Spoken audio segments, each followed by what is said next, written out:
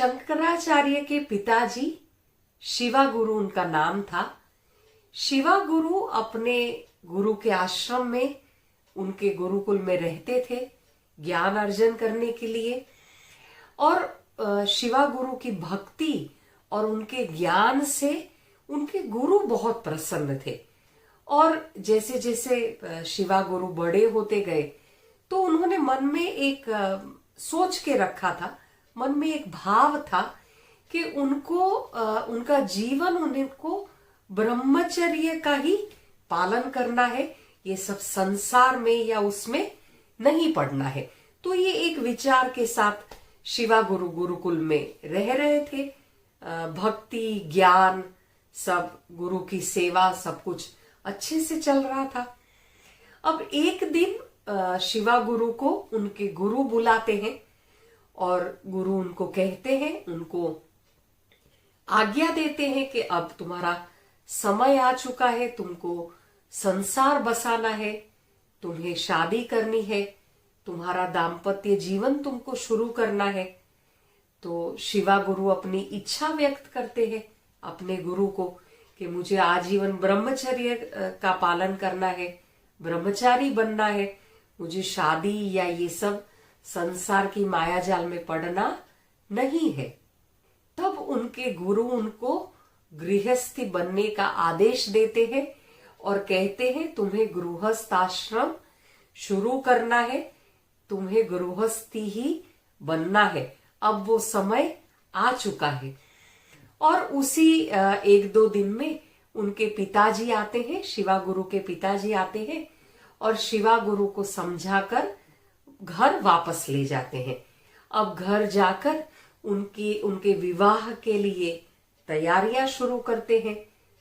शादी के लिए कन्या देखना प्रारंभ होता है और उसमें एक सुंदर सुशील कन्या आर्याम्बा के साथ उनका विवाह निश्चित होता है। विवाह हो चुका और बहुत अच्छे से गृहस्थी का प्रारंभ हुआ। सुख शांति समृद्धि के साथ उनकी गृहस्थी शुरू हो गई। सुख समृद्धि सब कुछ था, पर एक ही कमी थी, वो कमी थी संतान की। सालों बीत गए पर संतान थी नहीं।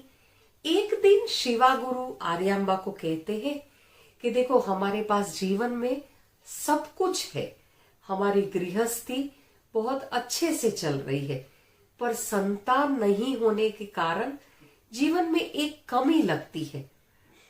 तब आर्याम्बा शिवा गुरु को कहते हैं कि देखो शास्त्रों में लिखा है कि शिव जी की पूजा करने से, महादेव की पूजा करने से जो भी मनोरथ है वो मनोरथ की प्राप्ति होती है। तो चलिए हम शिव जी की प्रार्थना करते हैं, उनकी पूजा आराधना करते हैं। आर्याम्बा का दृढ़ विश्वास था कि शिव जी जो सारी इच्छा पूरी करते हैं वो उनकी भी इच्छा अवश्य पूरी करेंगे।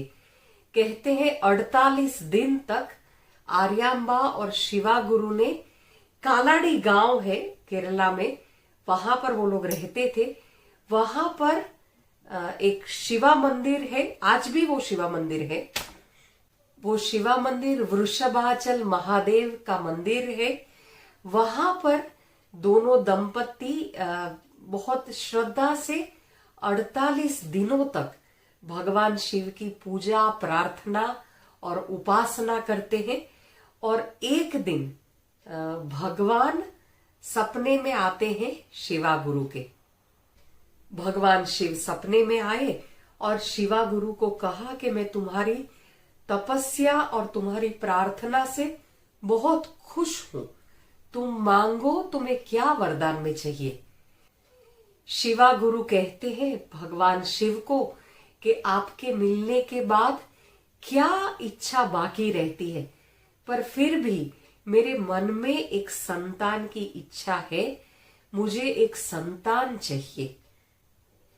शिवा गुरु की ये बात सुनकर भगवान शिव शिवा गुरु को 2 विकल्प देते हैं। पहला विकल्प कि तुम्हें ऐसा पुत्र चाहिए जो सामान्य हो, बहुत ज्यादा बुद्धिमान नहीं, सामान्य बुद्धि वाला, पर बहुत लंबा आयु जीने वाला। ऐसा पुत्र चाहिए, या दूसरा विकल्प जो देते हैं उसमें भगवान शिव ने कहा कि या तुम्हें ऐसा पुत्र चाहिए जो एकदम असामान्य बुद्धि वाला, एकदम प्रखर विद्वान, ऐसा पुत्र चाहिए, पर वो अल्प आयु होगा, उसकी आयु ज्यादा नहीं रहेगी, पर प्रखर विद्वान रहेगा। अब दोनों में से विकल्प तुम चुनो, तुमको कैसा पुत्र चाहिए। तब शिवा गुरु तुरंत ही भगवान शिव को कहते हैं कि मुझे आप ऐसा पुत्र दीजिए, उसका आयु भले ही अल्प हो पर प्रखर विद्वान हो। तब भगवान शिव तथास्तु का आशीर्वाद देते हैं। भगवान शिव वरदान देते हैं और दूसरे दिन सुबह सारी बात शिवा गुरु बताते हैं आर्यांबा को, और शिवजी को देखने की खुशी में शिवजी प्रसन्न हुए, दर्शन दिए। उसकी खुशी में आर्यांबा और शिवा गुरु अपने घर पर ब्रह्म भोज रखते हैं। पूरे गांव में सबको खिलाते हैं, ब्राह्मणों को खाने के लिए न्योता देते हैं, और उनकी खुशी समाई नहीं जाती है। थोड़े दिनों बाद आर्यांबा को अच्छे दिन रहते हैं, आर्यांबा को गर्भ रहता है। अब गर्भावस्था के दौरान भी ऐसे ऐसे चमत्कारी घटनाएं घटी थी जो अपने आप में ही एक प्रमाण थी कि जो आने वाला बालक है वो प्रखर विद्वान है, कुछ तो चमत्कारिक उसमें लक्षण है। ये सारी जो साइन है वो गर्भावस्था में ऑलरेडी आर्यांबा को मिली हुई थी। कहते हैं पूरी सृष्टि झूम उठी थी जब शंकरा का जन्म हुआ था। ईस्वी सन 788 में आदि शंकरा का जन्म हुआ कालाडी गांव में, केरला में। कहते हैं जब शंकरा का जन्म हुआ तब चारों ओर सृष्टि पूरी महक चुकी थी फूलों की खुशबू से। पूरी सृष्टि में मंद मंद शीतल पवन अपने आप झूम रही थी। और थोड़ा सा कहने में अतिशयोक्ति लगेगा आपको सुनने में भी कि द्वैतवाद, जो द्वैतवाद के प्रचारक थे, कहते हैं शंकरा का जन्म होते ही उनके हाथ में से द्वैतवाद की पुस्तकें गिर गई थी, क्योंकि उन्होंने जीवन में अद्वैतवाद का प्रचार किया। कहते हैं यज्ञों की ज्वाला और दुगनी आकाश की ओर बढ़ी थी जब शंकरा का जन्म हुआ। तो ये सारी जो साइन है, ये सारी निशानियां सृष्टि ने अपने आप दी थी कि कोई अवतार ने जन्म लिया है। शंकराचार्य शिवा का अंश ही माने जाते हैं। भगवान शिव के आशीर्वाद से ही उनका जन्म हुआ। उन्होंने जन्म ही लिया सनातन धर्म और अद्वैतवाद को प्रस्थापित करने के लिए। तो जब ऐसे शंकरा का जन्म हुआ जिन्होंने अद्वैत वेदांत की स्थापना की, ऐसे बालक को देखने के लिए कहते हैं विद्वान, वेदांती और ज्योतिष शास्त्र में पारंगत सारे जो विद्वान थे वो हर कोई आया शंकरा को देखने के लिए। सबने शंकरा की कुंडली देखी, जन्माक्षर पत्रिका देखी।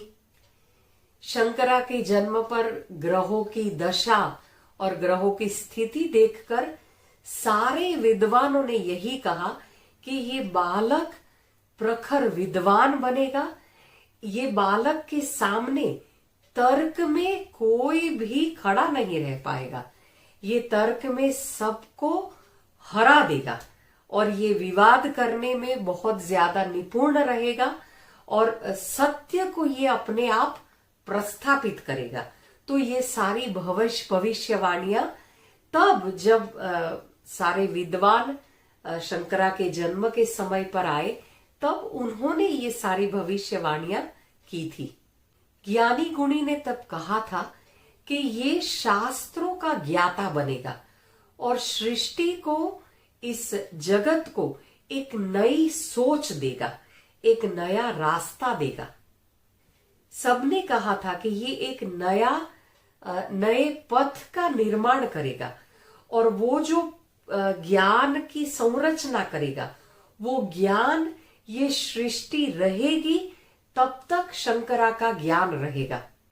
अब उस समय सबने ये बताया कि ये बालक सर्वगुण संपन्न रहेगा, पर किसी ने बालक की आयु के बारे में चर्चा नहीं की थी। उनकी आयु के बारे में किसी ने भी कोई भी टिप्पणी नहीं की थी, क्योंकि कहते हैं ना कि ज्ञानी अगर कोई बात बहुत दुखदाई है, बहुत ही पीड़ादायक है, तो उस बात का उच्चारण कभी नहीं करते हैं। तो शंकरा के बारे में भी किसी ने उसकी आयु के बारे में चर्चा नहीं की। समय बीतता गया और सारी भविष्यवाणियां सच होने लगी। 1 साल की उम्र में तो शंकरा को बहुत सारी भाषाएं आ गई थी। कहते हैं 1 साल का बालक, 1 साल का शंकरा सारी भाषाएं बोलता था और भगवान शिव का अंश था। इसके कारण उस बालक का नाम भी शंकरा ही रखा शिवा गुरु ने। कहते हैं दूसरे साल में तो शंकरा ने सारे पुराण पढ़ लिए थे, सारे पुराणों का ज्ञान अर्जन कर लिया था। शंकरा एक श्रुति बालक था। एक श्रुति बालक यानी उनमें वो लाक्षणिकता थी कि एक ही बार एक चीज को सुन लेते थे तो उनको याद रह जाती थी। इसको एक श्रुति अभ्यास कहते हैं।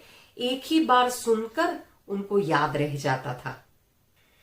अब बालक शंकर 3 साल का हो चुका था और पिता शिवा गुरु की बहुत इच्छा थी, क्योंकि बालक बहुत प्रखर विद्वान था, तो 8 साल तक प्रतीक्षा करने की जरूरत नहीं थी उपनयन के लिए। तो शिवा गुरु ने तय किया कि 3 साल की उम्र में ही इस बालक को शंकरा को उपनयन करवा देते हैं। जैसे ही उपनयन करवाने का तय किया, शिवा गुरु का देहांत हो जाता है।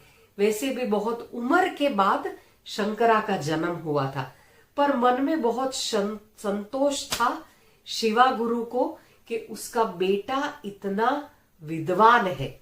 शिवा गुरु की मृत्यु हो जाती है जब शंकरा 3 साल के थे।